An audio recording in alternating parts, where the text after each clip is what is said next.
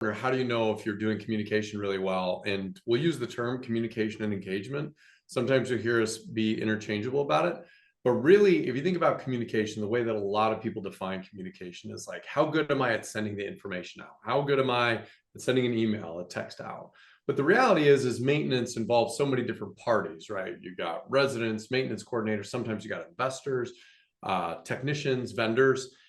And yes, it's important that you send the information out, but what's really important is, are they doing the thing back that you need them to? So that's kind of, well, we'll use communication, yes, but engagement is actually that ability to come back. And so how you'll know it's going well is just speed. So how fast from a point of contact when you assign it to a vendor, say, how fast do they take it? How fast does it get scheduled? How fast does giving it to your internal team get scheduled?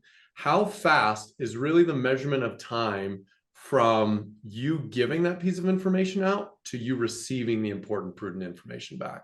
So the measurement of that time is the measurement of your engagement.